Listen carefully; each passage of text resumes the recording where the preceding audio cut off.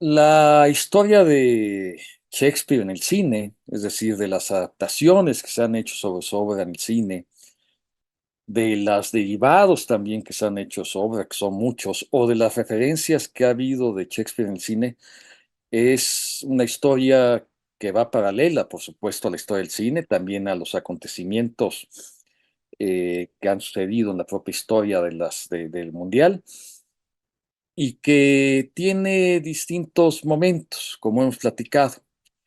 Recordar que Shakespeare fue uno de los autores más adaptados desde los orígenes del cine, de hecho es el autor más adaptado en la historia del cine, que fue muy popular en esta época del cine mudo, entre otras cosas, pues porque no se pagaban derechos de autor y porque era un autor muy montado en las obras de teatro del siglo XIX, principios del XX, y entonces los camarógrafos iban y se ponen de acuerdo con los actores y directores para filmar el teatro que ya estaba hecho y después ponerle intertítulos. Eh, Muchos directores muy reconocidos han estado cerca de las adaptaciones de Shakespeare. En los años 30 fue interesante. Y sin embargo, especialmente el cine hegemónico, el cine de Hollywood, ha tenido relaciones muy diversas con Shakespeare. La primera es que la verdad es que no lo quería nombrar, inclusive si se adaptaba una obra de Shakespeare, al que no le tenían que pagar derechos, pues no lo mencionaban, se usaba solo para la trama y no lo citaban porque tenían miedo que el público se retrajera porque se mencionaba el nombre de Shakespeare, que en ese momento quizás estaba considerado como un autor muy académico, un autor que se estudiaba en la escuela y que eso fuera a alejar a la gente del cine como un entretenimiento. Esta relación, como he mencionado, fue cambiando y autores, directores y actores muy relevantes hicieron más atractivo a Shakespeare en el cine, entre ellos especialmente Laurence Olivier y Orson Welles. Y gradualmente eh, fueron haciéndose adaptaciones de Shakespeare que llamaron la atención, muchas sí desde una entidad muy académica. Cineastas importantes como Cosinset hizo dos adaptaciones muy importantes sobre Shakespeare en la Unión Soviética. Y las principales adaptaciones de Shakespeare en el cine, es evidente, están en el cine en inglés, en el cine británico, cine inglés, y también en el cine, particularmente en el cine de Estados Unidos. Hemos mencionado algunos ejemplos de adaptaciones que han sido muy logradas, que son emblemáticas, que ya son, forman parte del canon de las obras de Shakespeare en el cine, que ningún ciclo sobre Shakespeare en el cine o cualquier estudio sobre el mismo pueden dejar de atender. Directores muy importantes como Peter Brujo Polanski están en esta lista. Evidentemente, Akira Kurosawa es relevante porque además quizás el autor que de manera más y atractiva para un público internacional adaptado a Shakespeare, llevándolo además a adaptaciones en el contexto de su país, en un Japón medieval, además. Eh, y ahora veremos un punto de inflexión en la historia de Shakespeare en el cine, en donde estaremos hablando, haciendo un repaso, porque estamos hablando ya de muchas películas eh, del cine contemporáneo. Este punto de inflexión se da en el año 1989, a finales de los años 80, ya a principios de los 90, con una película, Enrique V. Esta película fue dirigida por Kenneth Branagh. Kenneth Branagh, que ahora es un actor y director muy conocido de origen irlandés, debutó en el cine con una obra de Shakespeare, con Enrique V. Caso curioso, con la misma obra con la que también debutó en el cine Laurence Olivier. Caso curioso, los dos las dirigían y la protagonizaron. El Enrique V de Laurence Olivier, ya lo repasamos en su momento. Ahora hablaremos de Enrique V de Kenneth Branagh. Kenneth Branagh representa un punto de inflexión en sí mismo de la historia de Shakespeare en el cine. ¿Por qué? por un dato curioso, entre 1972 y 1989, el año en que Kenneth Branagh hizo Enrique Quinto, solo se hicieron dos películas basadas en Shakespeare, o sea, en casi 2 décadas. Y después de que Kenneth Branagh hizo Enrique Quinto, la década siguiente, es decir, la década de los 90, se hicieron poco menos de 20 películas basadas en Shakespeare. Estoy hablando, en este caso, de películas en habla inglesa, exclusivamente. Entonces, veamos la diferencia.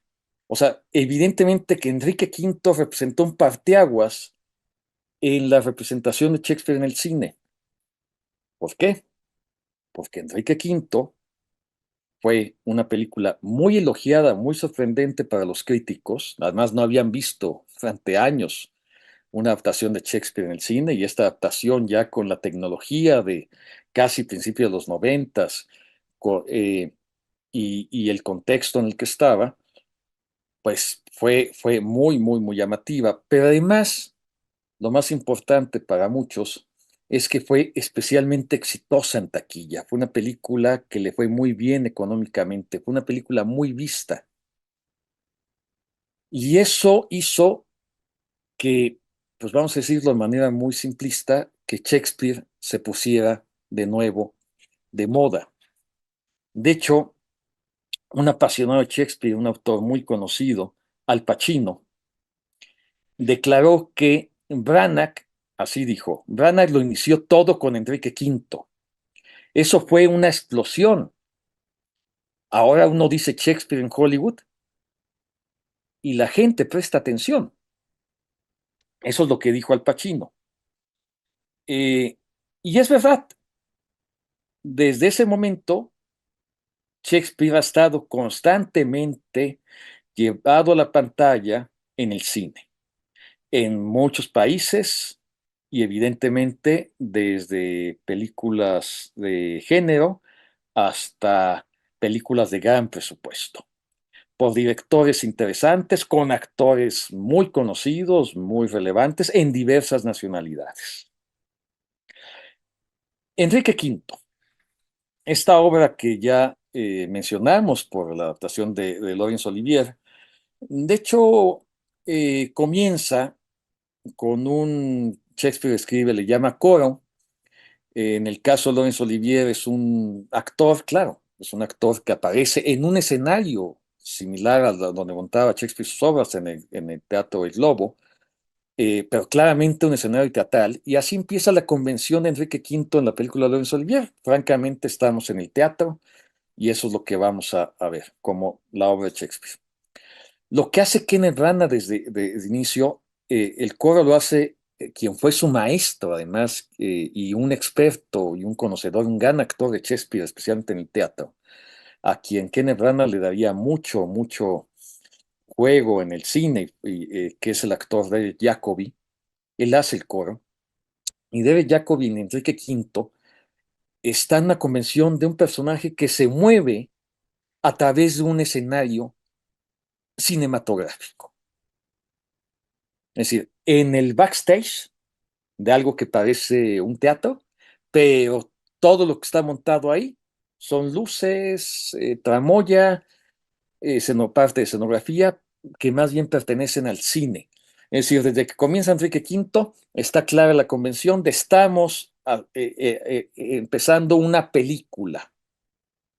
Y el coro tiene esa convención, dice lo mismo que dice el texto de Shakespeare, pero bajo esta convención, y entonces nos lleva, sin más, a diferencia de la película de Laurence Olivier, nos lleva ya a escenarios realistas, modernos, bueno, en la época en que soy Enrique Quinto, pero modernos en el sentido cinematográfico,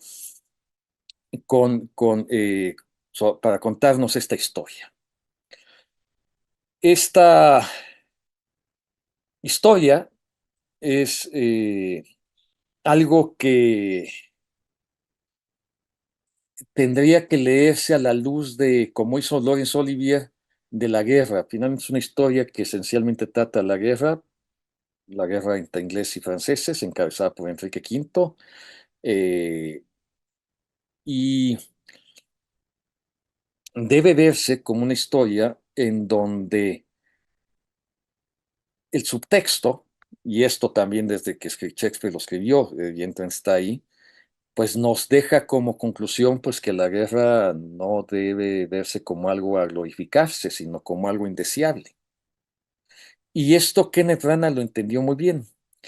Hay que decir que Kenneth Branagh forma finalmente en la historia de Shakespeare en el cine, parte de una triada que está, de la que son parte, ya lo mencionamos, Laurence Olivier, actor y director, especialmente actor, pero también director de obras de Shakespeare, especialmente. Orson Welles, actor y director, especialmente director, pero también actor.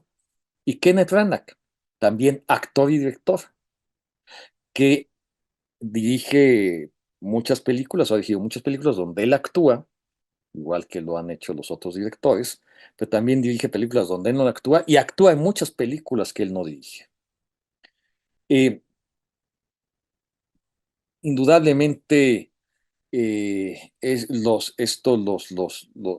puede estudiar a su trabajo paralelamente y podríamos concluir que Orson Welles y Laurence Olivier pues eran actores de alto calibre, actores muy notables de gran nivel. Kenneth Branagh también lo es, pero es más discreto, es un actor más sobrio, es un actor más promedio, digamos, en el panorama de actores, y sin embargo es un actor que entiende muy bien a Shakespeare. Kenneth Branagh eh, declaró alguna vez que sus padres que él nació en Irlanda, en Belfast, que sus padres son los que lo habían estimulado, sus padres no eran literatos, era gente pues, de clase media baja, pero son los que les dieron la razón, y eso tiene que ver con lo que acabo de mencionar, de hacer accesible a Shakespeare a la gente común. Kenneth Branagh busca, eso es llevar a Shakespeare al gran público, hacerlo accesible. En esto se empata de una manera muy interesante con Zeffirelli. Zeffirelli es un director que, ya lo comentamos, que en sus adaptaciones a Fidelcilla Domada y a Romeo y Julieta, lo que buscó fue acercar a Shakespeare al gran público y lo consiguió. Lo mismo después dirigió Hamlet, y ahora platicaremos de eso, igual que Kenneth Branagh, y el mismo propósito, Shakespeare cerca al gran público. Bueno, pues ese es el gran logro de Enrique V. Enrique V, que está actuado por él, que tiene como protagonista a Emma Thompson que se volvería posteriormente su esposa y una gran actriz, muy reconocida también. Ian Holm, que es otro gran actor, que se volvió entre el gran público muy conocido en realidad por El Señor de los Anillos. Y dato interesante, Enrique V sale unos grandes actores en habla inglesa contemporáneo, Christian Bale. Christian Bale, que, bueno, mucha gente lo conoce quizás por el Batman de Christopher Nolan, pero ha sido un actor de muchas películas muy importantes, un actor camaleónico que es irreconocible entre película y película, y sale aquí en Enrique V como un muchacho de 14 años, muy jovencito. Es el comienzo de Christian Bale, que se volvería un actor muy reconocido. Hay que decir que Kenneth Branagh con Enrique V comenzó una serie de películas basadas en Shakespeare, gracias al éxito que tuvo con Enrique V, y, pero también hizo películas de distintos géneros y mucho de diversas pretensiones, ¿no? Es curioso, la segunda película que hizo fue una película, un thriller, Dead Again, Morir Nuevamente, donde la protagonista era su ya esposa Emma Thompson. Y así fue, hizo Los Amigos de Peter, y así fue haciendo películas hasta que después regresó a Shakespeare con una eh, película muy exitosa, que conocemos en español como Mucho ruido y pocas nueces, o También algunos le ponen Tanto para Nada. El título original es Much Ado About Nothing, algo como mucho ruido, efectivamente, o la vaca para nada, acerca de nada, ¿no? Pero todos la conocemos en el ámbito en español como mucho ruido y pocas nueces. Esta película es una comedia muy, muy conocida de Shakespeare que resultó ser un nuevo éxito de Kenneth Branagh. Eh, y entonces, además, Kenneth Branagh comenzó a hacer algo que sería parte de su sello como adaptador de Shakespeare, a trabajar con actores muy conocidos en el cine hegemónico, en el cine hollywoodense o en el cine mundial, como parte de sus repartos en sus películas. Y esto tiene que ver otra vez, evidentemente, para también atraer al gran público a Shakespeare. En Mucho ruido y pocas nueces, eh, Kenneth Branagh tiene en el reparto a ya su esposa, y que de hecho eso fue parte de la prensa de lo que mencionaban alrededor cuando la película se estrenó en 1993, es la película, a su esposa Emma Thompson, aquí con un papel más importante que en Enrique V, de hecho un papel que es esencial en la obra. Ellos de hecho son estos dos enamorados que se detestan al principio de la obra y que son muy ingeniosos para insultarse mutuamente y que pues obviamente suponemos, y esta historia es una trama emblemática de las obras de Shakespeare, acabarán enamorados y casados. Y esos papeles los hacen Kenneth Branagh y Emma Thompson. En esta película tiene como actores ya a un Keanu Reeves, que es un actor que ya llamaba la atención en ese entonces, que a la postre se volvía muchísimo más famoso todavía por Matrix. Eh, Tiene a una jovencísima Kay Beckinsale, eh, a un actor ya conocido especialmente por comedias, Michael Keaton, y más curioso, desde que se hizo la película, a Denzel Washington, un actor afroamericano muy, muy, quizás uno de los más famosos actores afroamericanos en Estados Unidos, que ya había hecho varias películas anteriormente, y que Kenneth Branagh lo llama a esta película a hacer ni más ni menos que el papel de Pedro de Aragón, es decir, el rey de Aragón, Aragón en el norte de España. Un poco curioso racialmente, pero nadie realmente quizás se pregunta la película por qué lo hace Denzel Washington, porque Denzel Washington interpreta muy bien el papel, que tiene que ser un hombre con gran prestancia, con mucha autoridad, y lo hace espléndidamente, como casi todas las películas que ha hecho Denzel Washington. Entonces pareciera que es una elección interesante, y a la sazón, muy curioso, hace un par de años, Denzel Washington filmó como protagonista una película basada en Shakespeare, ni más ni menos Macbeth, dirigida por uno de los hermanos Coen, por Joel Coen. Entonces, ya lo hablaremos en su momento. También se preguntaron, bueno, ¿qué hace Denzel Washington haciendo Macbeth si Macbeth es un pues, bueno, por ahí hay declaraciones interesantes de Denzel Washington diciendo que ahí lo que importaba era el trabajo actoral. Y la verdad es que el resultado ratifica que uno no se pregunta qué hace Denzel Washington haciendo de un príncipe, de un rey escocés, sino que qué bien hace el papel de Macbeth Denzel Washington en esa adaptación para Apple. Eh, la crítica calificó a Mucho ruido y pocos meses como una película fresca, directa, traviesa, una película regocijante y alegre. Y la verdad es que es una película muy entretenida, que funciona muy bien, que tiene un principio muy interesante, muy espectacular en una comedia, porque empieza en la campiña, en la Toscana italiana, ahí plantea la obra Kenneth Branagh, la obra original sucede en Messina, Sicilia, pero él lo hace igual en Italia, pero en esta campiña, con los dos grandes grupos de personajes, el de quienes viven ahí, al lugar al que va a llegar un grupo el príncipe, el rey de Aragón, con sus acompañantes que vienen de la guerra y que van a pasar ahí una temporada con los amigos, en donde hay una cantidad de mujeres casaderas que, bueno, entusiasmadas esperan la llegada de estos hombres. Eh, La secuencia se ve en montaje paralelo, los hombres llegando a caballo a lo lejos, ellas cambiándose de vestido, inclusive bañándose, ellos también.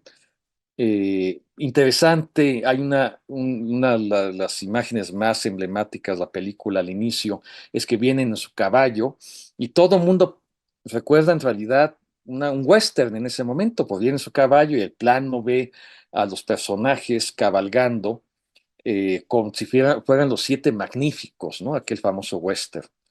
Eh, y eso lo hizo Kenneth Branagh, por supuesto, con toda intención. Otra vez, Kenneth Branagh tratando de utilizar referentes cinematográficos que podían traer al gran público.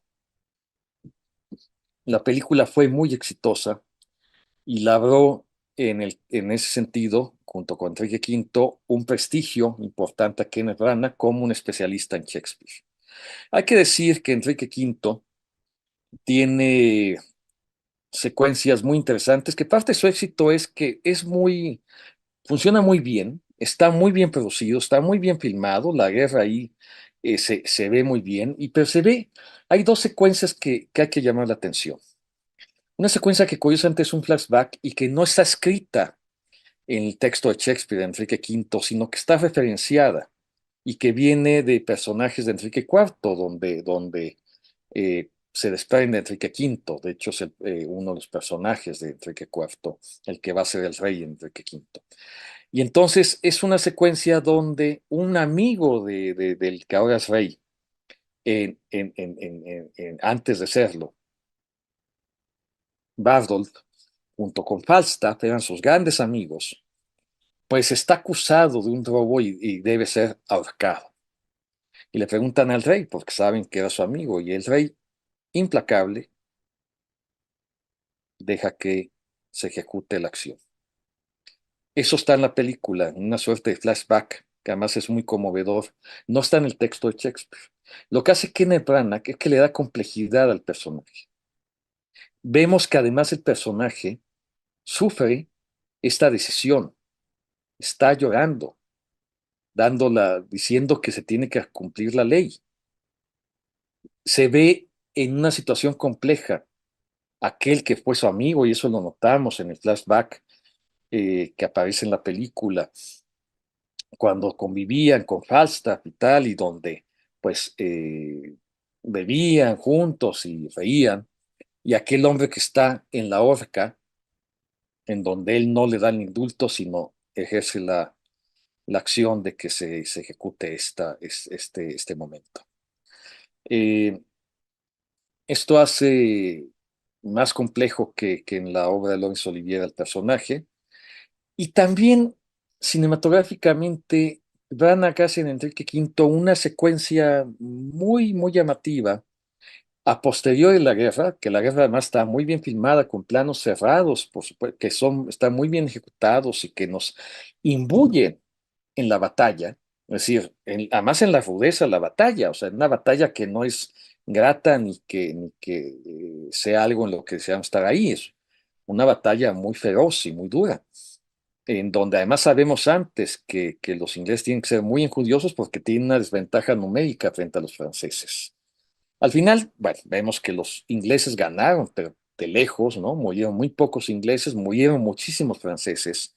Los franceses recapitulan, se rinden, y entonces Kenneth Branagh toma el cadáver de un muchacho, que es el personaje que comentaba que hace Christian Bale, un muchacho joven que luchó en la batalla, eh, y él toma el cadáver, se lo pone al hombro y comienza a caminar durante varios metros en las consecuencias de la batalla, que es una gran cantidad de muertos de todas maneras, muchos y de todo tipo, especialmente franceses, pero también ingleses, por supuesto, y él va llevando el cadáver a hombros mientras hace este traveling que lo va siguiendo y que nos hace ver las consecuencias de la batalla, mientras oímos en la música un himno, un coro, el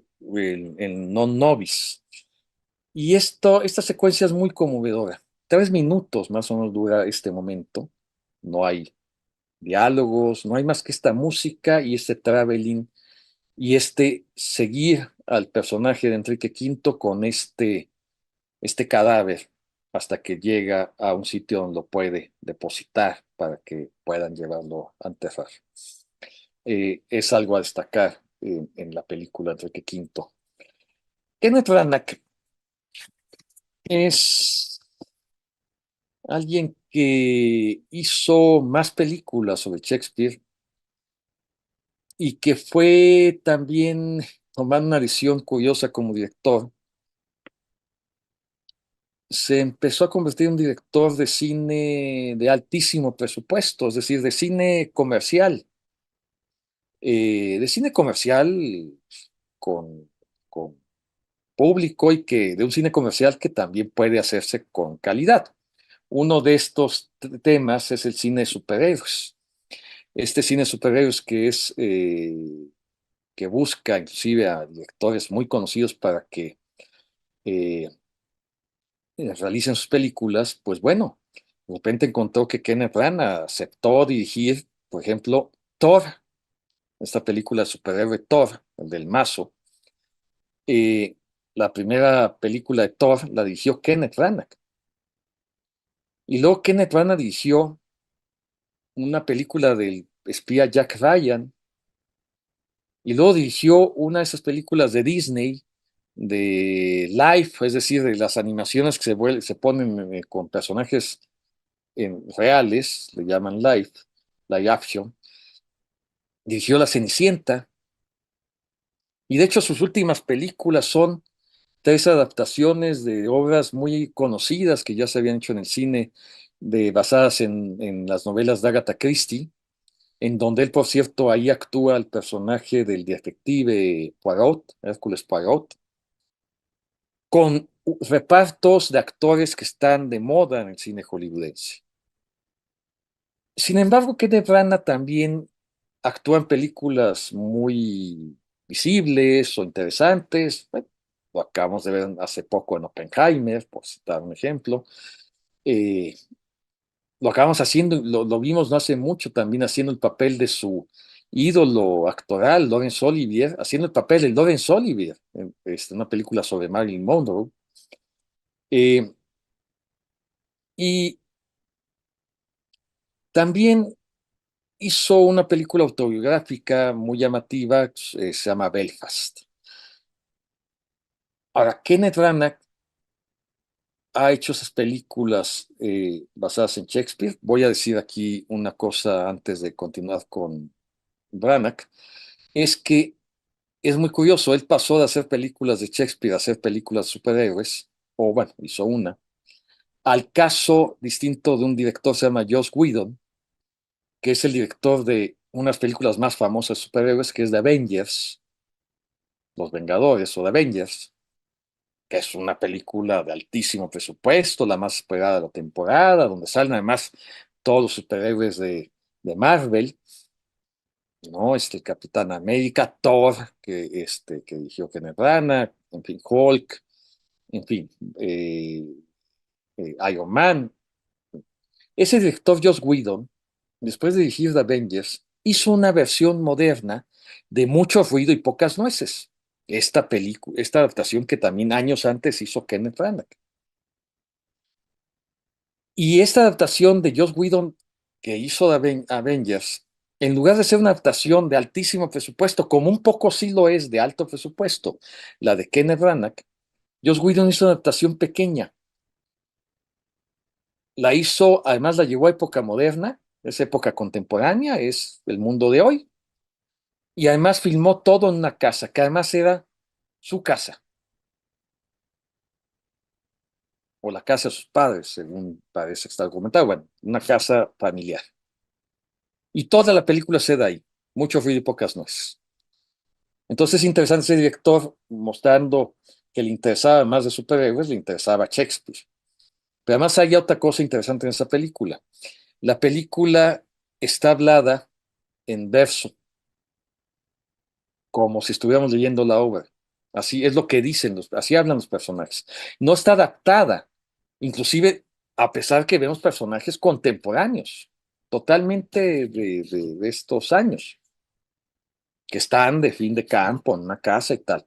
Sin embargo, hablan, no solo hablan en versos, sino se dirigen a sí mismos y hablan del príncipe, del rey, así se mencionan entre ellos. Es una convención.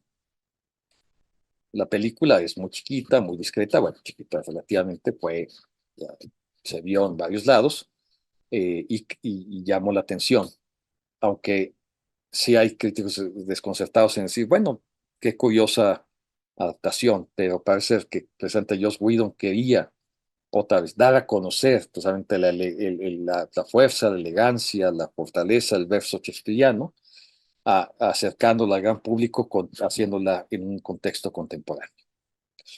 Siguiendo con Kenneth Branagh, debemos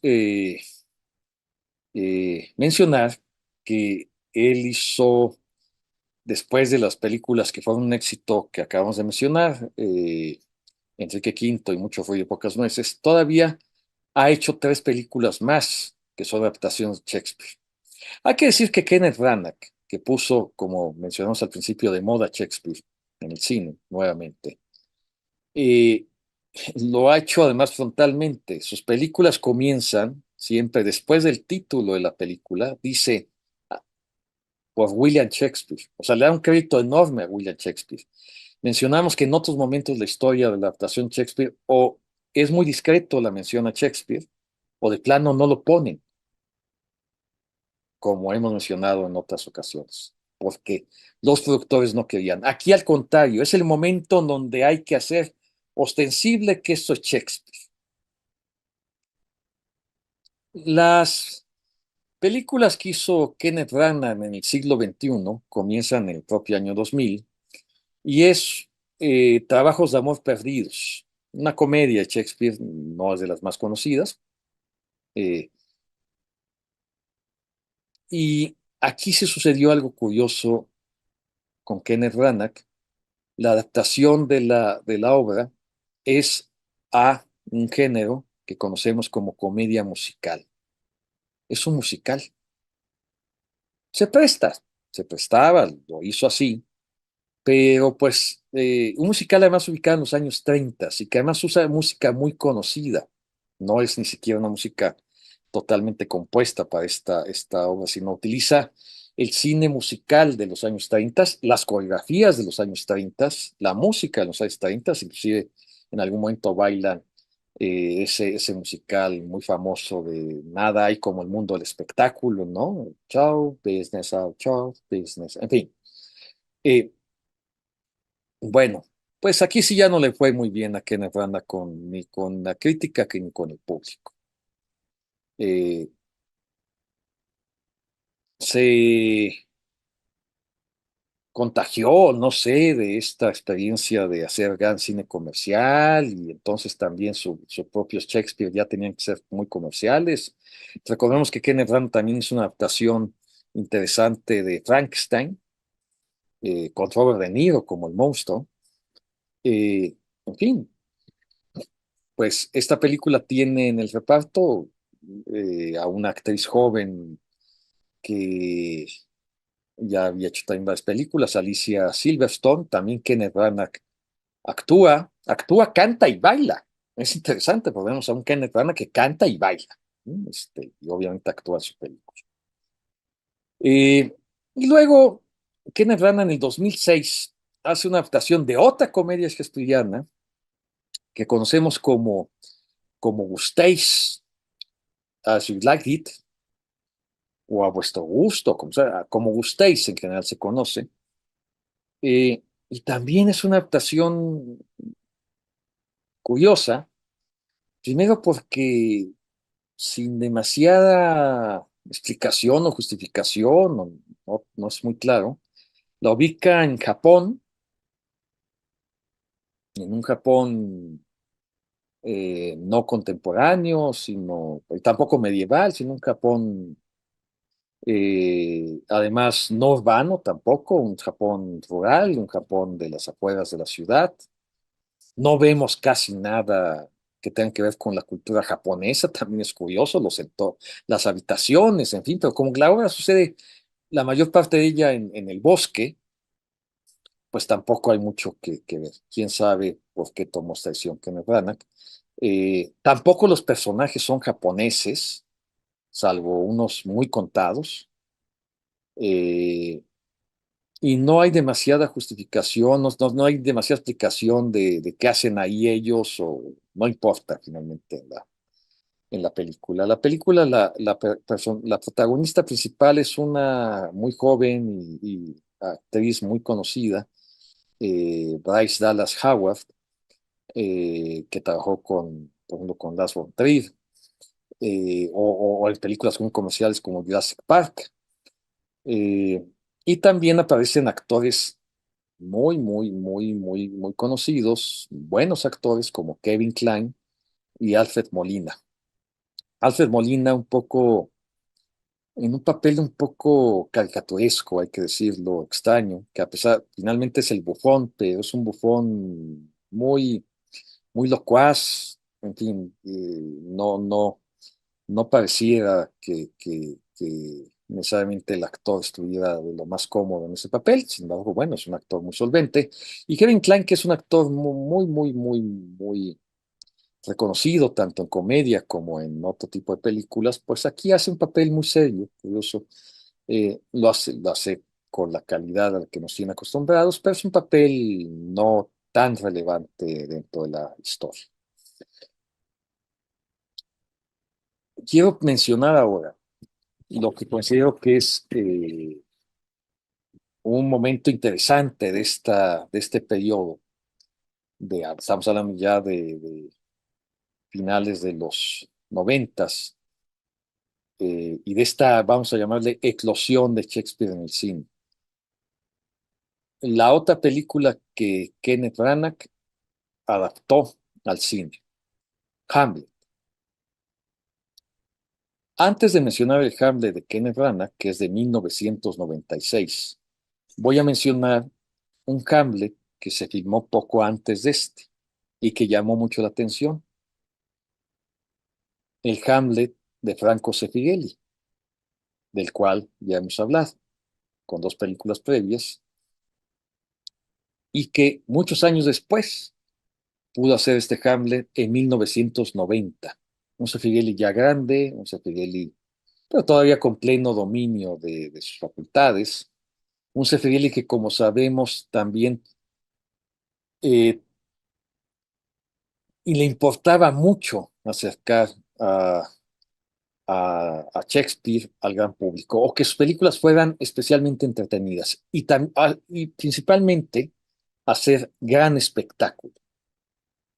Kenneth Branagh, digamos, la diferencia entre Shakespeare y Kenneth Branagh, que a ambos les interesa el acercamiento de Shakespeare al gran público, es que Shakespeare lo hace a través del gran espectáculo, a través de la adaptación del texto, especialmente de recortarlo, de comprimirlo, hacerlo más sencillo, pero además acortar la misma obra para que la obra tenga una duración específica que fluya sin problemas.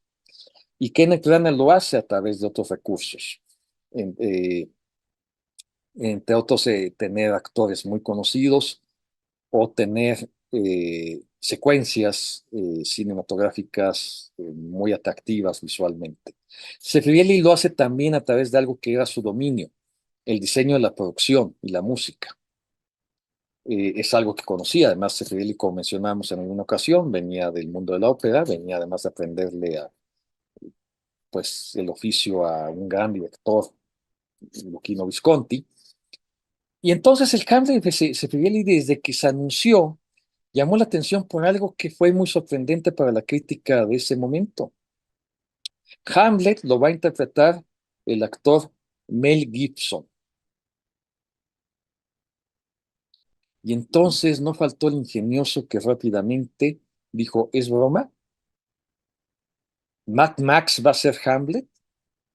Hay que decir que Mel Gibson ya era un actor muy conocido, pero por cine de acción, aunque no exclusivamente eso lo que había hecho, ya era un actor, es un actor australiano que había hecho ya películas que habían trascendido hacia nivel mundial, australianas, y que él era el protagonista, pero bueno, llamaba la atención, pero cuando llegó a Hollywood, fue un actor que pues, capitalizaba muy bien, especialmente, bueno, Mad Max, una película australiana, que lo capitalizaba muy bien, especialmente en una película como Arma Mortal, una película de aventuras policíacas, de acción, como se le conoce, donde persiguen autos, persiguen gente, disparan, y donde además el personaje de Mel Gibson claramente era un tipo al borde de la locura, ¿no? Un policía muy honesto y tal, pero que estaba siempre a punto de explotar, que se le orbitaban los ojos, que se tensaba, en fin, un personaje muy, muy, muy peculiar para la película misma de Arma Mortal, que llamaba la atención y que fue un éxito. Mel Gibson era un actor ya muy exitoso cuando Seferielli lo llamó. Lo que nadie pensaba o creía es que fuera capaz de hacer a Shakespeare, a Hamlet, ni más ni menos. Hamlet quizás es el personaje más conocido de Shakespeare, hay que decirlo, y quizás el texto más famoso de Shakespeare, pues bueno, es Hamlet, pero además los textos que hay en Hamlet, hay varios que son textos muy famosos, y el más famoso de la historia, en la historia, no hay casi quien no conozca el inicio del monólogo más famoso, que es Ser o no ser, ¿no? Entonces, Mel Gibson podría ser Hamlet. Bueno, pues ese es el Hamlet de Seferielli, con Glenn Close, una actriz muy reconocida, pero que parecía su hermana más que su madre, siendo su madre Gertrudis, con un actor inglés muy, muy, muy reconocido, Alan Bates, es un actor de culto, en una película en su momento llamó mucho la atención, en los años 70, El Grito de Skolimowski. En esta película, el papel de Polonio lo hace Ian Holm. Recordar que lo acabamos de mencionar como parte de los protagonistas de Enrique V de Kenneth Branagh. Ofelia la hace una joven, eh, Helena Bonham Carter, que es una de las actrices más reconocidas de su generación. Recordémoslas, por ejemplo, en El Club de la Pelea o en varias películas de Tim Burton, quien fue su esposo.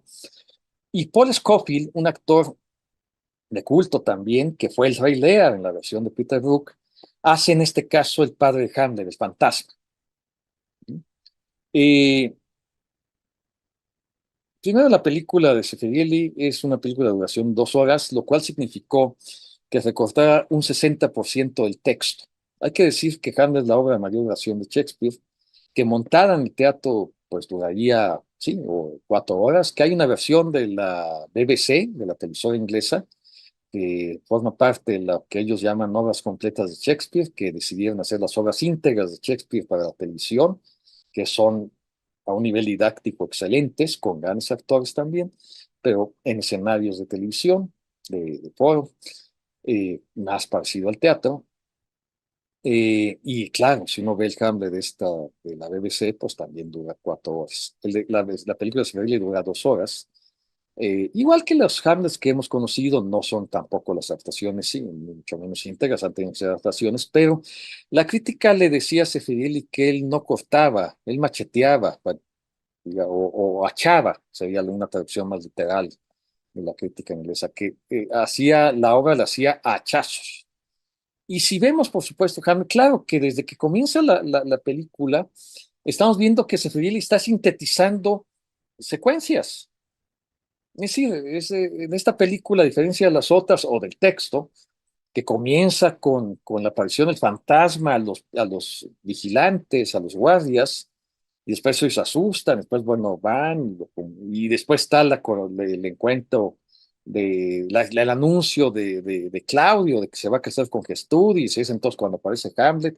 Bueno, no, aquí comienza con el momento en que sepultan al rey Hamlet, al padre de Hamlet, al rey muerto.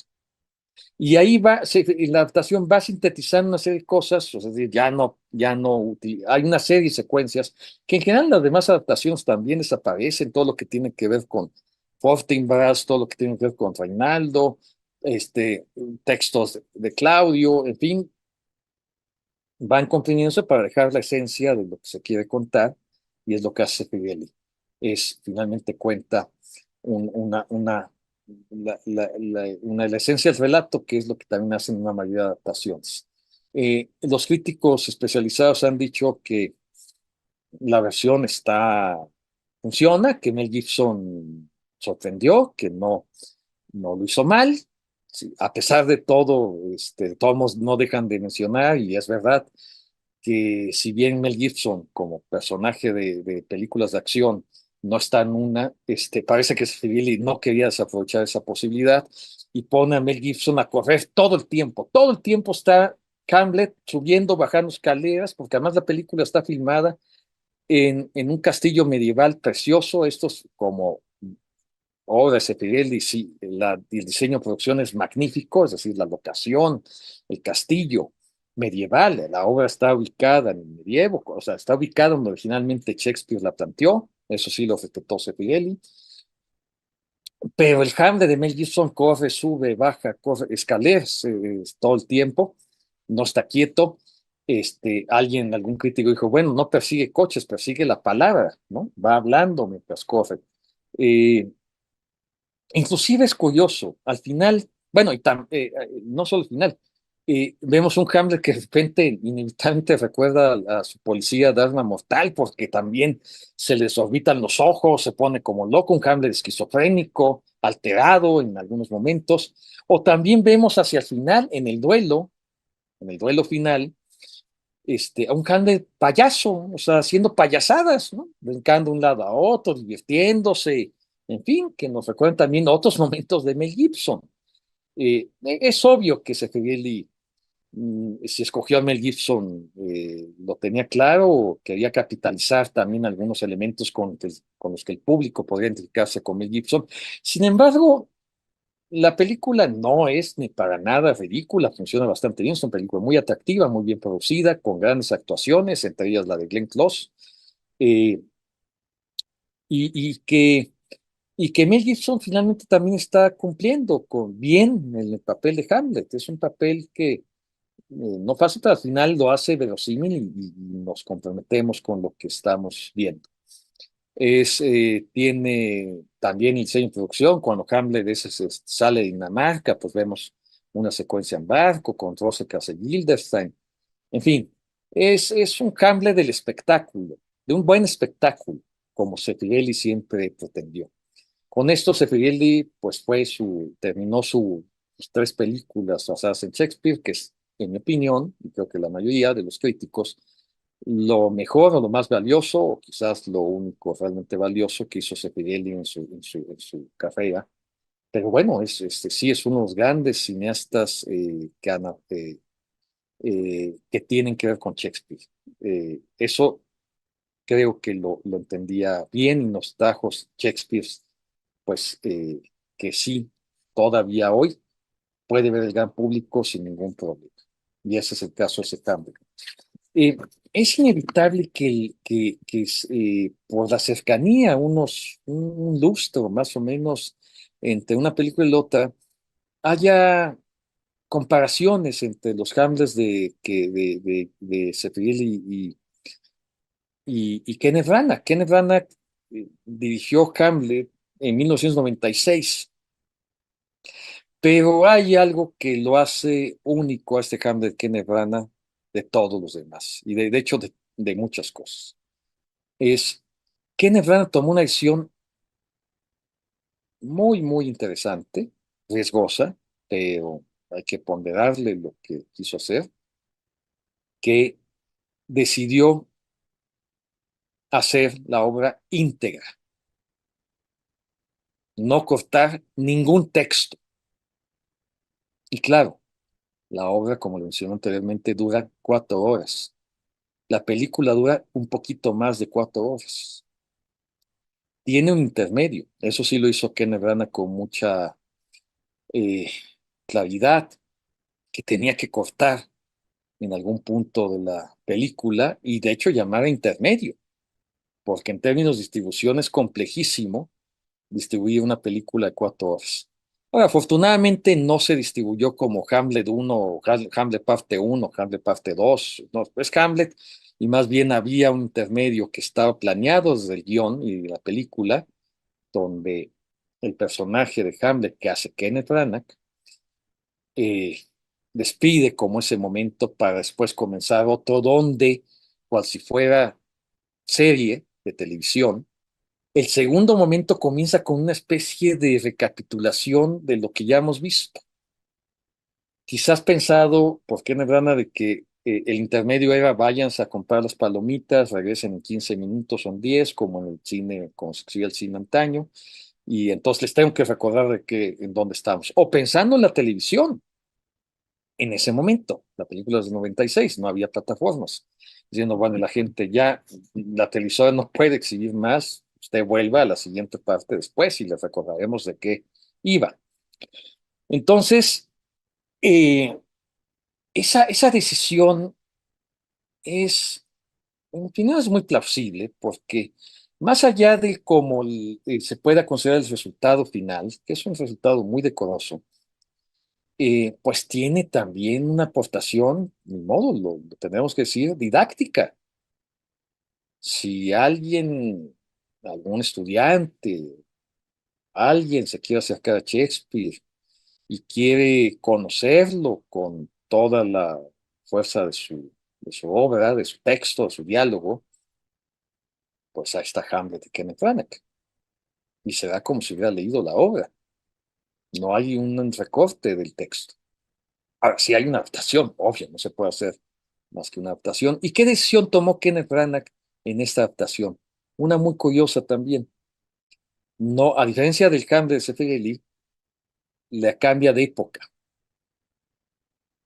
Y así como les mencioné hace un momento que no es muy claro por qué, como ustedes está en Japón, o por qué Trabajos de Amor Perdido lo hizo musical, bueno, eso se entiende un poco más, pero ese Hamlet de Kenneth Branagh sucede en el siglo XIX, en Dinamarca sí, por supuesto, pero en el siglo XIX, lo cual permite un diseño de producción espectacular, de otra manera, muy vivo, de colores, con unos palacios no medievales, sino ya de otro estilo, de otra época, con salones enormes.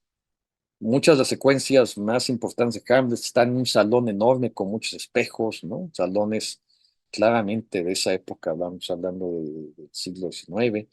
Eh, y los vestuarios también son muy, muy, muy, muy particulares por la época.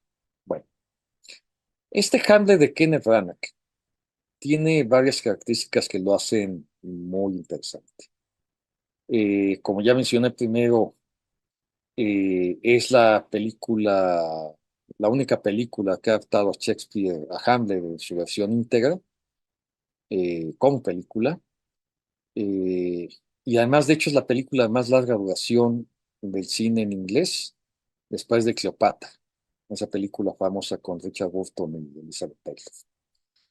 Eh, es una película en donde Kenneth Branagh toma en la narración, sin recortar el texto de Shakespeare, decisiones de mostrar algunos flashbacks que son especulativos. ¿A qué me refiero? En la obra de Shakespeare no existen, no están, no se mencionan, solo es una especulación que se puede ver un momento de algo que a lo que Shakespeare se refiere en el texto. Insisto, estamos en una película que no cambia los diálogos. Esos flashbacks no tienen diálogos. O sea, no está inventando Kenneth Branagh algo que no existe en términos de diálogos. Vemos solo lo que sucede y son además muy pequeños. Son muy referenciales, son solo una lectura de algo que nos quiere decir Branagh en el texto, o sea, sin cambiar, sin alterar a Shakespeare. Eh, y no son muchos.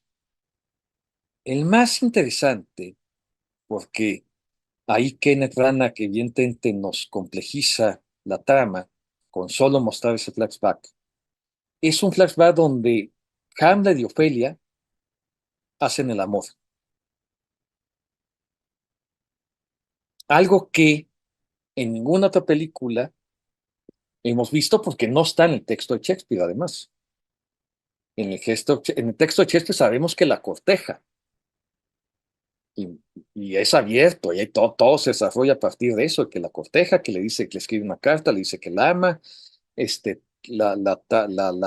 y se agreden, la busca, o sea, pero no está claro qué relación han tenido previamente. De hecho, al contrario, en el texto de Shakespeare, por lo que pregunta Polonio, podemos inferir, y por lo que dice Laertes también en su momento Ofelia, su hermano, que bueno, que se cuide de Hamlet, ¿no? Que no se entregue a él, o sea, que tenga cuidado, ¿no? Que Hamlet la va a engañar. Bueno, pues Kenneth Branagh tomó la decisión de que en su película supiésemos, supie- que ellos han tenido sexo, que ya no es la virgen que menciona Polonio Laertes, la doncella virginal, o que ella misma dice que es. Y que además de veras no podemos más que especular en el texto de Shakespeare algo, ¿no? O sea, nada nos da elementos para decir sí o no. Branagh toma esta decisión y eso es una decisión interesante, curiosa, porque además, ¿qué hace? Que entonces escuchemos el texto a la luz de algo que no sabíamos o no sabemos por el texto mismo y que nos da otra lectura diferente a que sí no sabemos esto, como nos pasa con las otras versiones de Hamlet. Esa relación de Hamlet y Ofelia. No hay modo de deducir si ha habido esta relación carnal previamente o no. Quizás más bien la deducción sería que no. Pero aquí Kenneth Branagh hace lo contrario. ¿Quién hace el papel de Ofelia? Una muy joven Kate Winslet, esta actriz inglesa que un año después se volvería muy famosa porque es la protagonista de Titanic junto con Leonardo DiCaprio.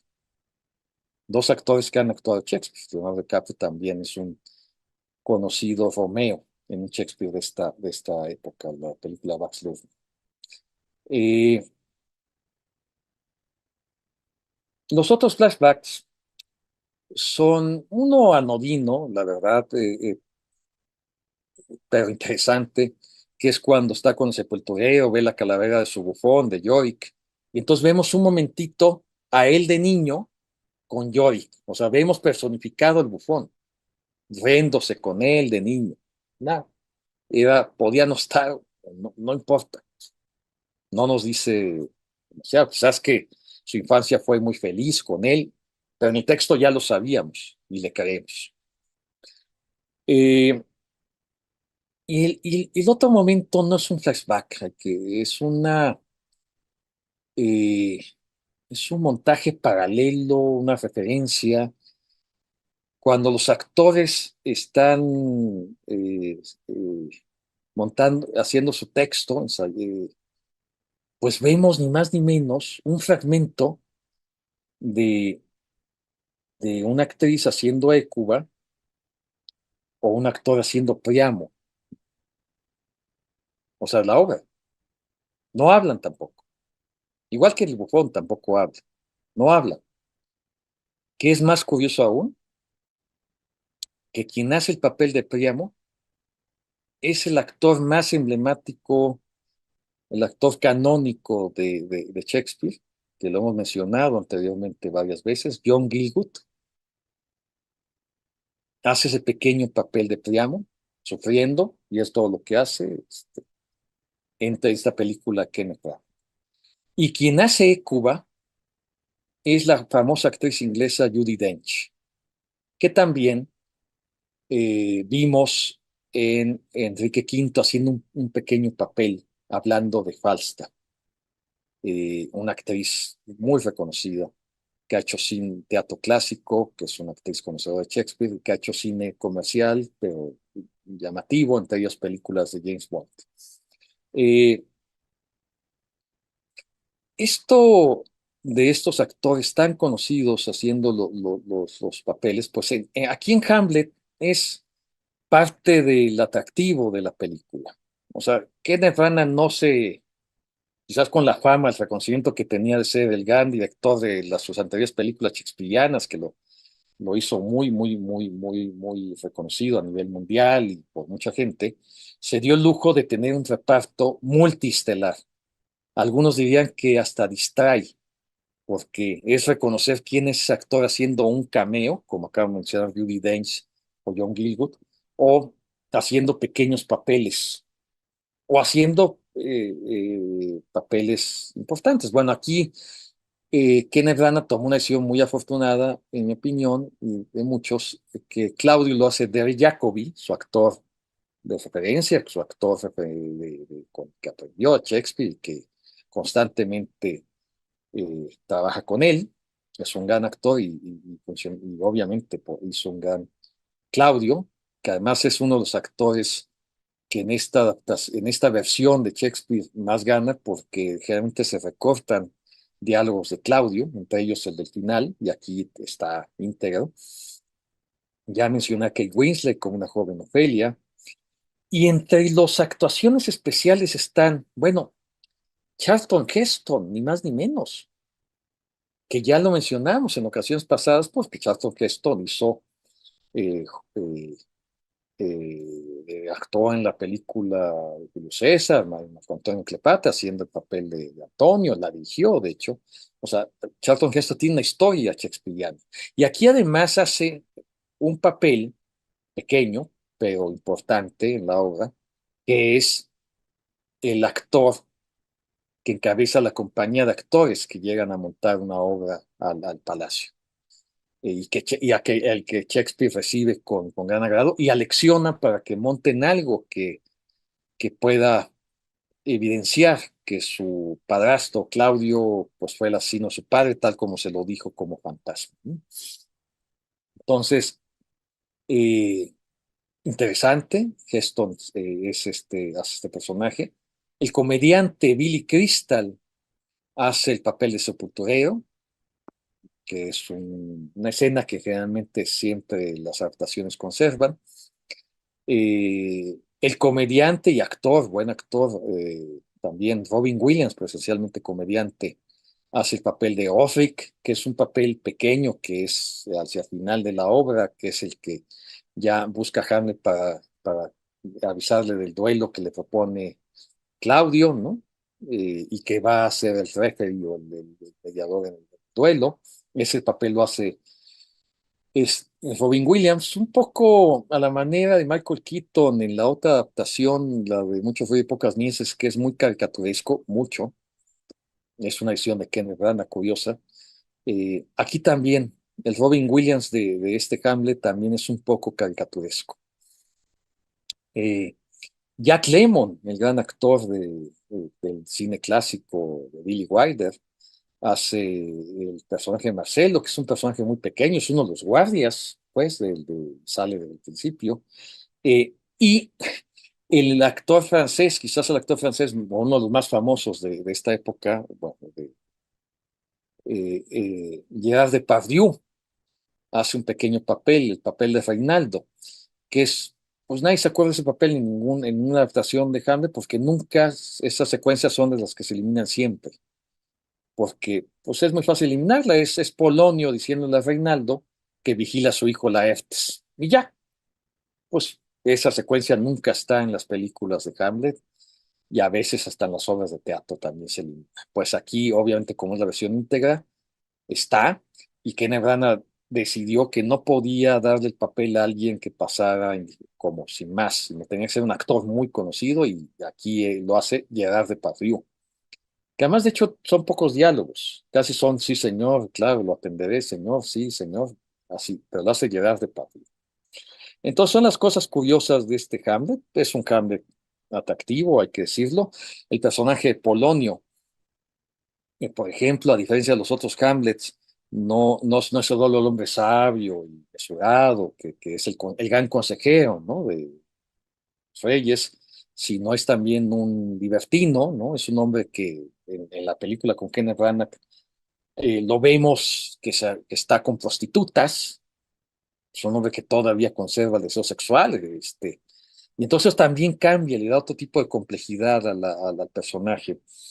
Hay que decir que pues, esta decisión que tomó Kenneth Branagh de tener el texto íntegro y dar ciertas sugerencias, no verbales, sino visuales, sí le dan una complejidad a esos personajes.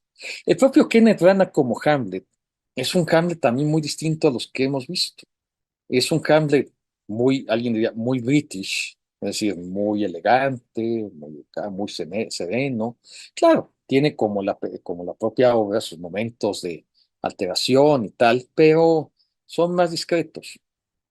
En general es un Hamlet muy mesurado, muy elegante especialmente. Eh, Finalmente, lo que Kenneth Branagh quería contar con este Hamlet era la destrucción de las familias, de dos familias especialmente. Hamlet es una obra que acaba en la muerte de todos los protagonistas. Eh, el otro elemento interesante mencionado en este Hamlet es que, a diferencia de otras adaptaciones, aquí Fortinbras, que es quien va a invadir Dinamarca, desde Noruega, aparece obviamente porque está en el texto de Shakespeare, de hecho la acaba la obra, pero es un elemento muy importante también visualmente en la película. De hecho, antes del intermedio, el texto, el soliloquio que dice Hamlet tiene que ver con que viene, Fortinbras se está acercando y también Kenneth Branagh toma una decisión curiosa, que mientras están en pleno duelo, en un gran salón, donde va a ser la gran tragedia, donde va a morir la madre envenenada por accidente, muere obviamente Hamlet en el plan que estaba planeado contra él, pero también va a morir Laertes y por supuesto Hamlet va a matar a Claudio, en fin, y Horacio está hasta a punto de matarse, pero no lo hace. Mientras está sucediendo todo eso, paralelamente, otra decisión visual. Paralelamente estamos viendo cómo las fuerzas de Fortinbras están entrando al palacio. Y están entrando a la manera de SWATs, ¿no? O sea, de manera de casi moderna, ¿no? De gente que invade, rompiendo ventanas, colgándose, en fin, ¿no? Para llegar al final todos a la escena en donde no tuvieron que pedir la rendición a nadie, ya todos están muertos, ¿no? Y donde termina con honores, que así también está en la obra, al propio Hamlet. Hablando de Hamlet, vale la pena mencionar dos adaptaciones de este periodo, estamos hablando del siglo XX. Bueno, eh, una que es más bien de finales de los 80s, que no quiero dejar de mencionar, es de un director de culto finlandés, Aki Kaurismäki, un director muy notable, un director con un gran sentido del humor, un gran sentido de la ironía, un director que hace películas que en su aparente sencillez son muy complejas en términos de condición humana, y de ahí no me extraña que le haya interesado hacer un Shakespeare en una de sus películas, porque pues Shakespeare indudablemente es uno de los grandes maestros de la exposición de la condición humana, para muchos el más importante, indudablemente. Esta película se llama Hamlet en los negocios. Es de Finlandia, de Aki Kaurismäki, es de 1987. La protagoniza el actor finlandés Pirkan Petelius. eh, y Ofelia lo hace una actriz de culto finlandesa, una actriz que ha actuado en cantidad de películas de Aki Kaurismäki. Se llama Kati Outinen. Quienes les gusta el cine escandinavo, quien siga el cine de Aki Kaurismäki, este autor, que vale mucho la pena, pues evidentemente esta actriz no le será desconocida. Y ella hace el papel de Ofelia. Es una adaptación pequeña, de hora y media, no es un derivado, porque sí es una adaptación, no solo es una referencia, intenta adaptar a Hamlet, se ven muchos momentos emblemáticos de Hamlet, la pone en época contemporánea, en Finlandia. Aquí no es un reino, es una fábrica grande, una fábrica que en algún momento inclusive, qué curioso y se hace con mucha seriedad, fabrica patitos de hule, pero es una fábrica, un emporio industrial, y claro, el hermano bueno, más bien asesinan al dueño de la fábrica, es el padre de este Hamlet, que es el dueño de las principales acciones, y no se pueden deshacer de él, y empiezan a pasar una serie de peripecias que todas son como los momentos emblemáticos de Hamlet, y al final es contar la historia, solo que no sucede el duelo al final, entre otras cosas. Suceden muchas cosas. En todas las películas matan a Polonio siempre de la misma manera. Hamlet se confronta con su mamá. Por supuesto, hay el duelo. Eh, Hay este encuentro con Rosa y Gildenstein. El fantasma es esencial. En fin, y hay muchas frases de Hamlet que son ya para la historia, entre ellas el final, inclusive, lo demás es silencio, que son las últimas palabras de Hamlet.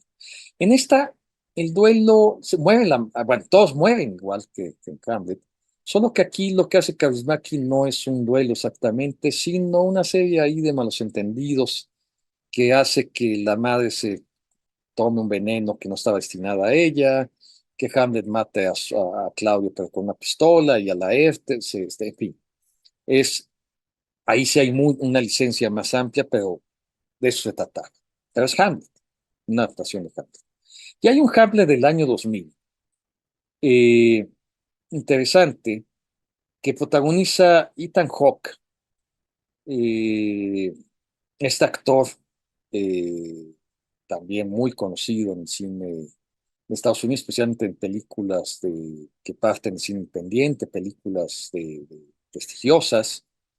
Eh, Él es Hamlet y la película está adaptada a la época contemporánea, sucede en el año 2000 tal cual, pero sucede en Nueva York, en Manhattan.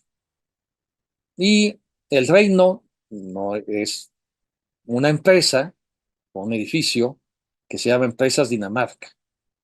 Ese es el reino de Dinamarca, esas empresas Dinamarca, que son empresas, no se entiende muy bien de qué tipo, si bursátiles, pero es una gran empresa. El usurpador que hace Claudio es Kyle MacLachlan, un actor que recordamos por ser el protagonista de varias películas de David Lynch, entre ellas Twin Peaks o, o Terciopelo Azul. Eh, y la actriz es Julie Stiles, haciendo de Ophelia, que es una actriz más bien joven que ha hecho papeles interesantes en películas juveniles. Llama la atención dos actores en esta versión. Ni más ni menos el actor de culto que se convirtió por trabajar en las películas de Wes Anderson, el que antes solo se considera un comediante, protagonista de Los Cazafantasmas, Bill Murray. Él hace Polonio. Y el fantasma del padre de Hamlet es el actor, director, dramaturgo reconocido, Sam Shepard. Eh, y esto es algo que vale la pena en la película. Es también una adaptación libre de Hamlet, pero sí es una adaptación. Sucede. De hecho, aquí sí, el duelo no es con pistolas. Sale una pistola y de hecho Hamlet mata a Claudio con una pistola, pero en realidad sí hay un duelo, se retan a duelo y el duelo solo que acontece en una terraza de un edificio neoyorquino, sofisticado, pero es un duelo de esgrima, que era válido finalmente. Yo creo que la adaptación es un poco forzada, porque a ver, suceden otras cosas. La manera de Mucho ruido y pocas nueces, la versión de Joss Whedon, donde es una versión moderna, pero hablan en verso. Aquí no hablan en verso exactamente, pero somos respetuosos del texto. Es una adaptación curiosa. Tanto que no se hablan como, sí, Claudio, Hamlet, conservan los nombres de la obra de Shakespeare, pero se dice en su majestad el rey, se dice el príncipe, así se hablan con Hamlet, el príncipe, se hablan de usted. Entonces y hay algunas cosas que resultan un poco forzadas, otras al contrario, que son afortunadas, hay mucho uso de cámara de video, de televisión, ¿no? Para emular ciertos seguimientos, desencuentros, en fin. De hecho, el ser o no ser tan famoso aquí lo hace primero en una cámara de televisión que, digo, en un video que va retrocediendo y luego ya lo hace en voz en off mientras está en un blockbuster, o sea, en una tienda de videos, porque él va a hacer su versión, en lugar de que haya aquí obra de teatro, él hace una peliculita que le quiere exhibir a su papá y a su mamá para, en lugar de la obra de teatro, ¿no? Entonces, él va haciendo voz en off el ser o no ser en esa tienda de videos, de alquiler de videos. Eh, Hay que decir que también, evidentemente, ninguna película prescinde del monólogo más famoso de la historia, literario. Eh, y mencionar que, en mi opinión, el más interesante, otra vez, la película Kosincev, el Hamlet de Kosincev soviético, curioso, que utiliza los recursos del cine.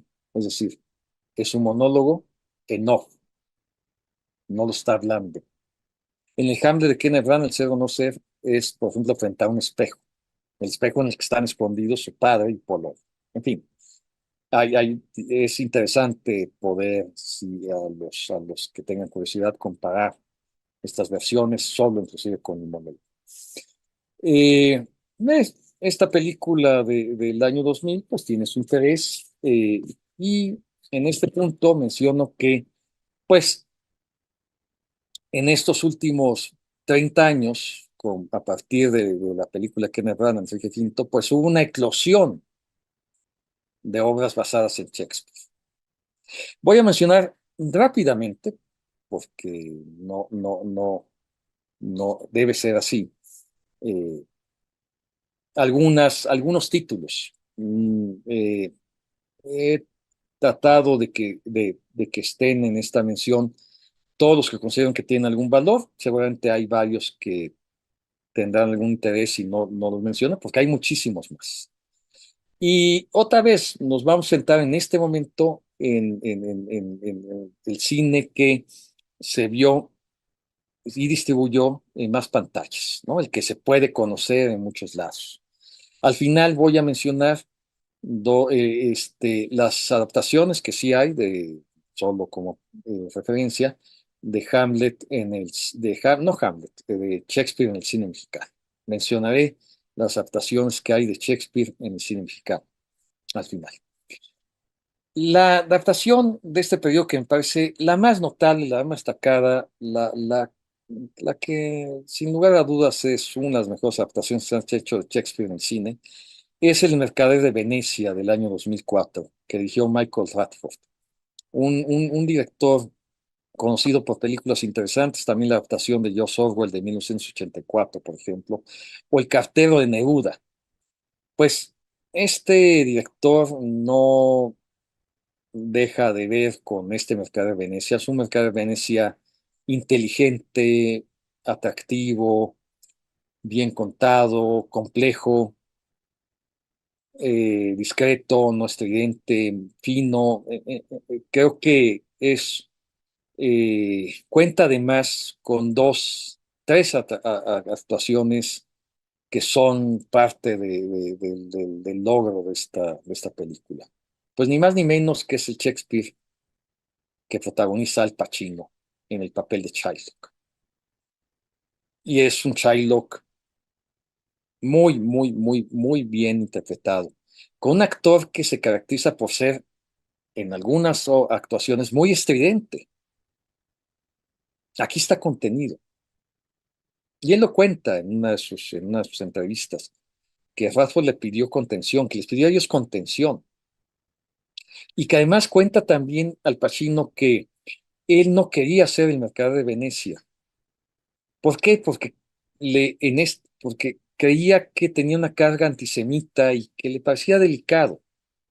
Radford lo convenció de que leyera la obra, le dio algunos contextos y entonces Pacino entendió que también la clave era que el personaje era complejo y que no era, si no se quería ver así, y creo que así es la intención, que era tan complejo como Shakespeare, que no es una obra en donde Shakespeare trate de hacer una visión de los judíos propia, sino de la época y del contexto en el que está. Él no está calificando, él está mostrando. Y Al Pacino lo entendió, se apropió del personaje y le dio una complejidad que, pues, esta obra no tiene ninguna otra película en la historia del cine. El Mercader de Venecia, con este Chilo de Pacino, pero también con un actor espléndido haciendo El Mercader de Venecia, Antonio, Jeremy Irons, que también conocía la complejidad de los personajes, también imprime esa complejidad. La verdad es que es una película muy disfrutable. Acompaña en las películas Joseph Fiennes, es el otro protagonista de la película. No quiero dejar de comentar que Joseph Fiennes es el protagonista de una película donde él interpreta a Shakespeare de joven, que se llama Shakespeare enamorado, que fue muy exitosa. Y de hecho, hasta ganó un Oscar, en fin, y puso de moda a Shakespeare, pero ahora con personaje. Pues Joseph Fiennes es el actor y aquí es uno de los protagonistas del Mercado de Venecia. Eh, no quiero dejar mencionar que Al Pacino es el director de un documental sobre Shakespeare, pero no sobre Shakespeare en general. Se llama En busca de Ricardo III y él está haciendo una suerte de ensayo en donde quiere interpretar a Ricardo III, quiere hacer el montaje de Ricardo III para, no se entiende bien si para el teatro, para el cine o para las dos, pero está haciendo, preparando a Ricardo III. Y entonces él dirige y se dirige a sí mismo y va haciendo reflexiones junto con los actores, tal de cómo debe hacerse a Ricardo III. Es una lección de actuación, es una lección de Shakespeare, es un documental que vale también mucho la pena. Pacino no ha hecho estas dos en el cine, ha hecho solo estas dos películas en relación a Shakespeare, pero es un gran apasionado de Shakespeare, como se nota en ambas películas. Eh, Mencionar dos películas de Julie Taymor, una directora de cine muy visual que en el teatro fue muy famosa en la comedia musical porque es la que hizo la versión del Rey León en comedia musical de Broadway. Hablar entre paréntesis que el Rey León se entiende como un derivado, la versión de Disney, un derivado de Hamlet. No es una adaptación de Hamlet, por supuesto, pero es un derivado en el sentido de que, claro, hay un padre que muere y un hijo que tiene que buscar alguna opción frente al usurpador, etcétera. Julie Taymor es una directora muy interesante. Hizo una película sobre Frida con Salma Hayek. eh, y su primera película es Shakespeare, una obra que no se había adaptado. La obra, una obra complicada de Shakespeare, no se entiende que no se ha adaptado porque es una de las obras más difíciles de Shakespeare hasta para el teatro y más para el cine especialmente, porque es la obra más, vamos a llamarla así, no la más violenta o sangrienta, que quizás sí lo sea, pero también están ahí Ricardo III y Macbeth, pero sí la obra más cruel, sin lugar a dudas, de todas las obras de Shakespeare, que tiene una crueldad inusitada, al grado que muchos de los especialistas hasta consideran que quizás no es de él, porque no se ve ningún tipo de crueldad de ese tamaño en ninguna de las otras obras de Shakespeare. Y esta versión cinematográfica de Julie Taymor, que es una directora interesante del año 2000, empieza por tener un actor ejemplar para hacer el papel complejo de Tito Andrónico, que es Anthony Hopkins. Anthony Hopkins, que además hace pocos años había un Rey Lear, también para una película, no para distribución cinematográfica, pero sí una película para distribución en plataformas, muy, muy interesante. Lo acompaña en esta versión de Tito Andrónico Jessica Lange, esta actriz también reconocida por muchas desde muy joven, haciendo Tamora. Y como uno de sus hijos sale el actor irlandés joven que ha hecho varias películas llamativas, Jonathan Rhys-Meyer. Eh, esta versión es una adaptación que no pone a Tito Andrónico en la época de Roma, que es donde acontece, ¿no? Los romanos contra los godos. Eh, y sin embargo, sí lo hace, pero hace una mezcolanza, también pone época moderna, pone época romana, de repente viste de una manera ahí ambigua, de repente vemos recursos modernos, salen automóviles. Es un híbrido, pero es muy inteligente como está hecha. No molesta, está claro que lo que quiere hacer Julie Taymor es mostrar cierta temporalidad y que eso si ocurrió en Roma podría ocurrir en nuestra época y en cualquier lugar, que finalmente es una historia de venganza, la venganza más extrema, una historia de traiciones y venganza principalmente, y la peor de las venganzas. Es la obra, bueno, es una obra donde hay hasta canibalismo, ¿no? Donde además le cortan la lengua a la hija de Tito Andrónico, le cortan los brazos, él se corta la mano, degüellan a sus hijos, en fin, es una obra muy difícil, cruel, pero creo que la versión cinematográfica, a mí me parece una obra interesante, pero complicada, pero la versión cinematográfica de Will Taymor creo que es una versión que vale mucho la pena atender. Creo que es lograda y Anthony Hopkins pues está espléndido como actor, por supuesto. Ella misma dirigió en el año 2010, 10 años después, una versión de La Tempestad, una versión muy fiel a la obra, es decir, a diferencia de tantas adaptaciones que hay de La Tempestad, que hasta hay en western, no hay en ciencia ficción y de otro tipo. Aquí sí vemos la tempestad en una isla y en una isla un poco como si estuviera mostrando lo que Shakespeare, que ubicando la época en que Shakespeare la ubicaba, todos vestidos de época. Recordemos que esa es época contemporánea de Shakespeare, evidentemente es una obra influenciada por Michel de Montaigne en su texto, en su ensayo sobre los caníbales, o sea, Shakespeare influenciado eh, evidentemente por el descubrimiento de América, ¿no? De eso se supone que la isla donde están, pues es muy probable que sea una isla que está en esta zona del mundo. Hay que decir, yo no puedo evitar mencionar ahora que eh, Shakespeare, hay solo un texto donde menciona México y es el Mercader de Venecia, porque los barcos de Antonio van a distintos lugares del mundo y uno de ellos es a México.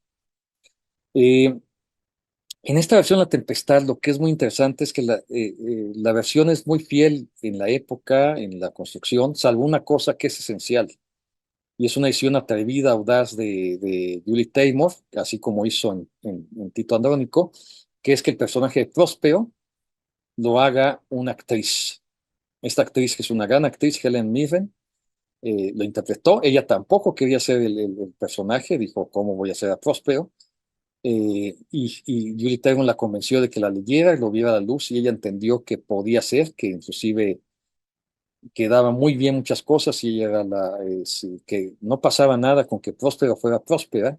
Claro, tuviera una hija, Miranda, y que funcionaba muy bien. Y efectivamente la película funciona muy bien, que sea Helen Mirren el Próspero. Miranda es Felicity Jones. Caliban es un actor eh, de origen africano, que es Jimmy Hobson, que ha hecho varias películas en cine hollywoodense. Alfred Molina también sale en esta película, recordemos que está en una obra de Shakespeare también, eh, como Eustace, de Kenneth Branagh. Aquí también Alfred Molina es uno de los actores. Es una adaptación interesante, hablando de adaptaciones de La Tempestad. Y hablando precisamente de La Tempestad, es importante mencionar una adaptación sui generis al cine, que se llamó Los libros de Próspero, dirigida por este director tan conocido, Peter Greenaway, en donde Próspero, este personaje tan importante, está interpretado por el gran actor canónico de Shakespeare, John Gielgud. John Gielgud siempre quiso hacer La Tempestad y buscaba productores y nunca los consiguió. Tuvo la oportunidad de hacerlo ante esta película que se toma muchas licencias, que no resultó muy afortunada para la crítica, pero que vale la pena referirnos a ella. Los libros de Próspero de Peter Greenaway. Mencionando, para terminar, algunas adaptaciones interesantes, mencionaré que está el Ricardo III, que interpreta a Ian McKellen. Ese está además ubicado en la época de la Segunda Guerra Mundial. Hay guiños precisamente a lo que sería eh, los nazis. Finalmente es un Ricardo III militar. Eh, es una adaptación realmente interesante también de esta época. Hay que mencionar al Romeo y Julieta de Baz Luhrmann. Antes hay un Romeo y Julieta bueno, el Romeo y Julieta de Baz Luhrmann es de 1996 y ese Romeo y Julieta es muy famoso porque es con Leonardo DiCaprio, muy joven, Claire Danes, también muy joven, filmado en México, curiosamente todo, es una versión posmoderna de Romeo y Julieta, eh, muy llamativa, muy espectacular. Quizás algunos críticos dirían que ha envejecido, porque es con un montaje con tanto movimiento, tan dinámico y tal, que bueno, ya no es algo que quizás ahora en estos momentos se vea de la misma manera. Pero es una de las películas emblemáticas. Mencionar Romeo y Julieta 2013, que dirigió un director italiano, Carlo Merlei, con actores como Paul Giamatti, haciendo por Lorenzo, que ahora se ha vuelto muy famoso, nominado al Oscar. Eh, Hay un Otelo de Oliver Parker, donde Kenneth Branagh hace de Yago, Irene Jacobi es Desdémona. Hay un sueño, una noche de verano también, donde Kevin Kline y Michelle Pfeiffer son parte de los protagonistas. Hay una adaptación de Macbeth al mundo del cine negro, del cine de gángsters, que se llama Hombres de Respeto. Hay una adaptación de Noche de Reyes con Helena Bonham Carter, de Trevor Noon. Hay una adaptación reciente de una obra que no se había adaptado, Cimbelino, con Ethan Hawke, el mismo actor conocido que hizo Hamlet. Ese Cimbelino se adaptó a época contemporánea, con pandillas. La crítica no la trató muy bien. Me parece interesante que se haya adaptado esta obra tan poco conocida de Shakespeare, Cimbelino. También una obra que es muy conocida en el teatro, pero menos en el cine, Coriolano. Hay una adaptación que hizo actuó y dirigió Ralph Fiennes. Esta película vale la pena.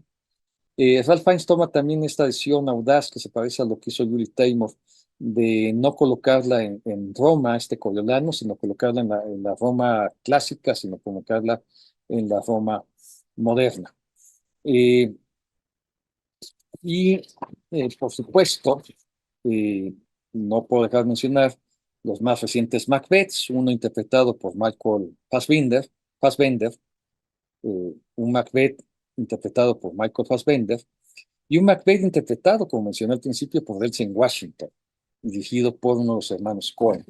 Estos son muy recientes y la verdad es que, bueno, obviamente están hechos con una producción bastante solvente. El de Fassbender está hecho en locaciones que sí emulan Escocia y tal. El de los hermanos, el de Cohen, está filmado en locaciones muy impresionantes, de una arquitectura muy peculiar, que simula en castillos, en términos cinematográficos muy bien pensados, muy atractivo, y que vale, por supuesto, la pena, en donde sale Frances McDormand, de hecho, casada con uno de ellos, como eh, Lady Macbeth.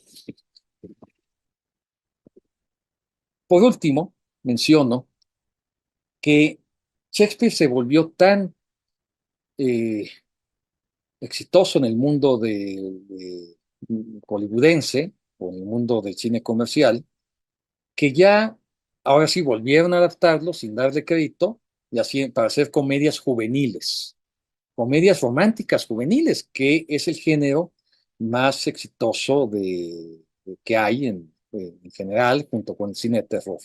Es un género que tiene resultados en taquilla. Voy a mencionar solo tres.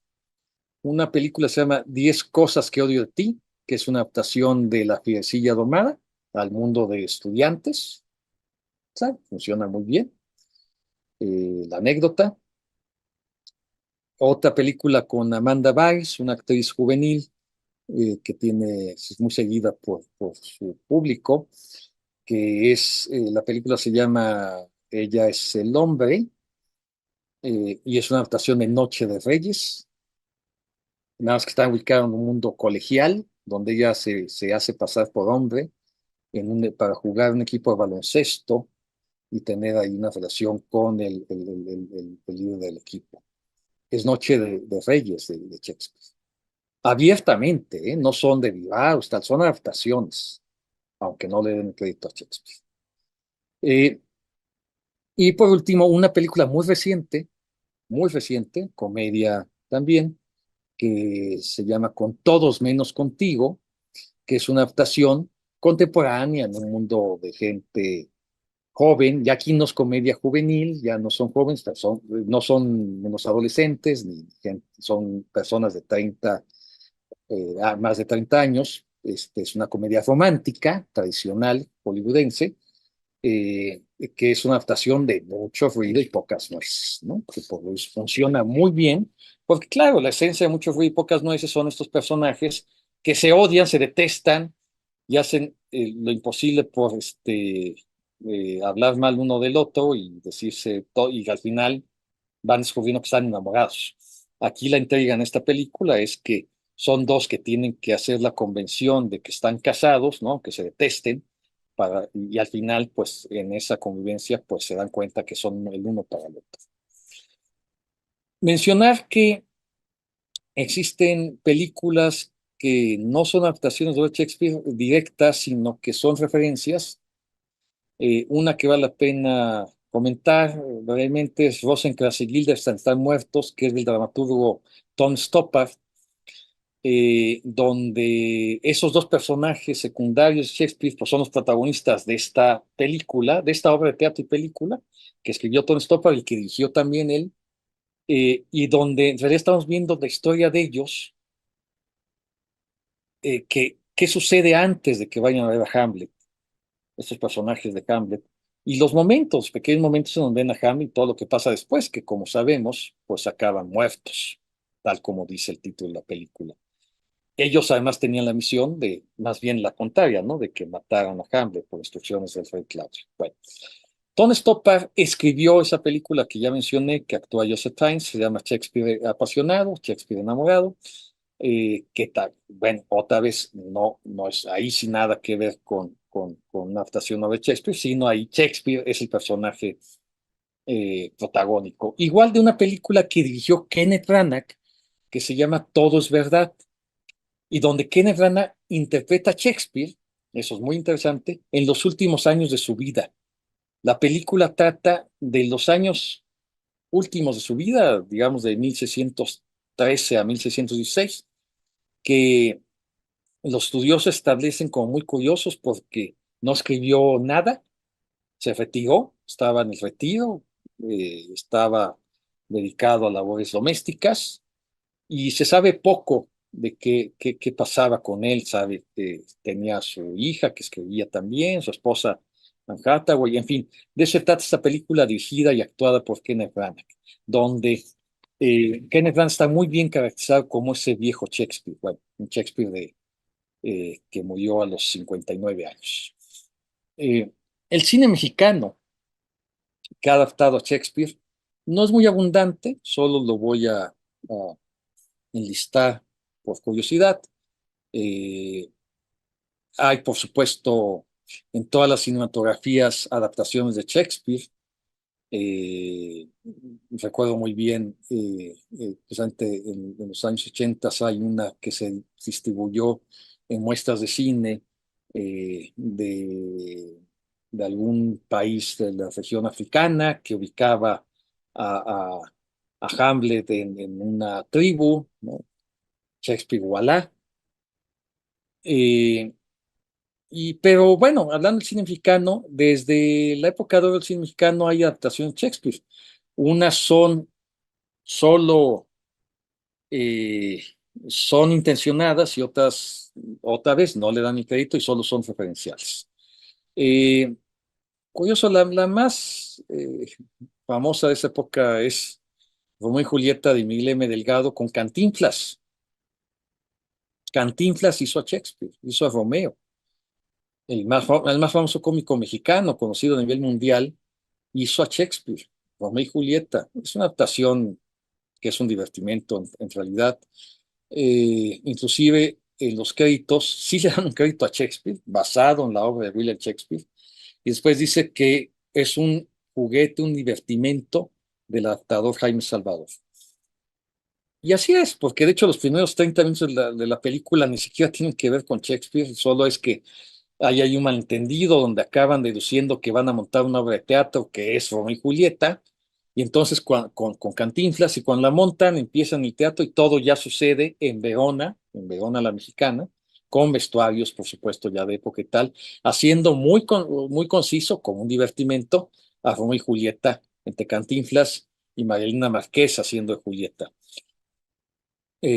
Esta película Buñuel la menciona en sus memorias, diciendo que a Buñuel que nunca le gustó Cantinflas, no le gustaba, salvo un momento, que es una secuencia, un momentito de la película Romeo y Julieta, porque le parecía un momento surrealista y que le divertía, que efectivamente es cuando Romeo está recluido porque tiene que huir por haber matado a Teobaldo, y entonces llega su mensajero a decirle que le anuncia que Julieta ha muerto, y lo primero que contesta este Romeo Cantinflas es, ¿cuál Julieta?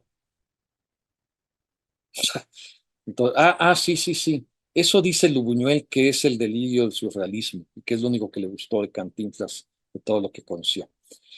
Eh,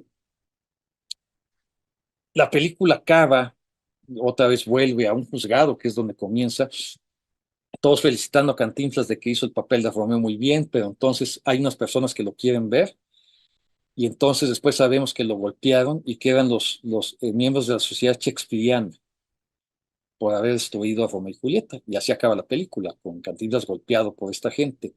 Lo curioso es que la crítica de la época también lo golpeó, trató muy mal la película y él se ofendió mucho porque la película fue cara, porque sí había escenarios de época y historia de época, y él contestó que qué mal había hecho la crítica en criticarlo a él, ¿no?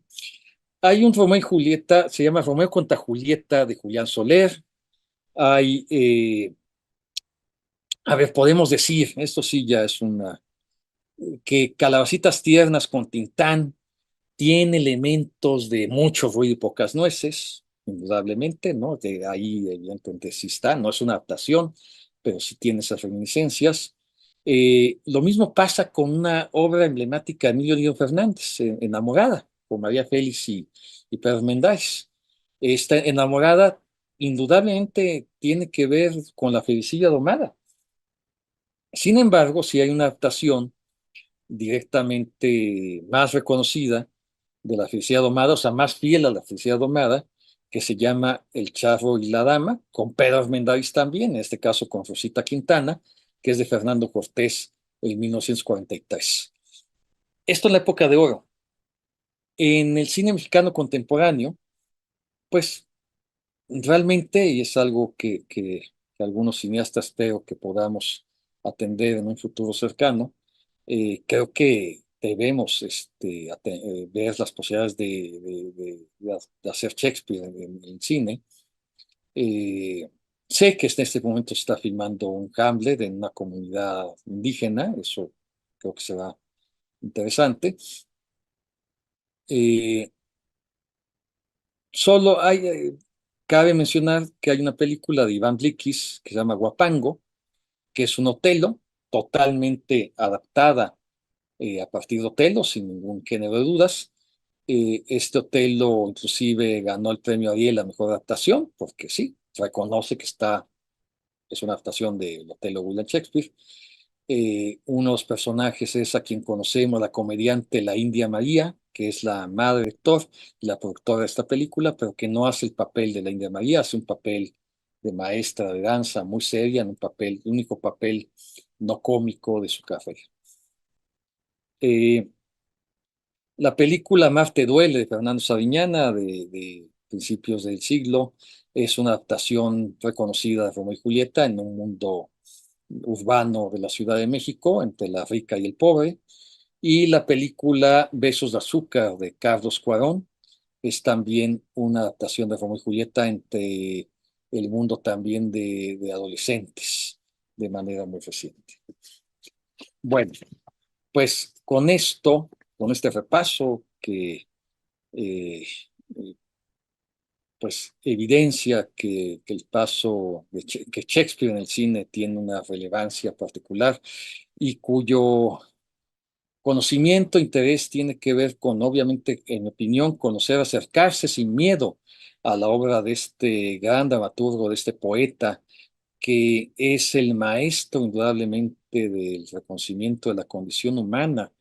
Sí podemos decir con claridad que todo lo que nos pasa en nuestra vida podemos repetirlo en algún momento, en alguna secuencia de Shakespeare, en alguna escena.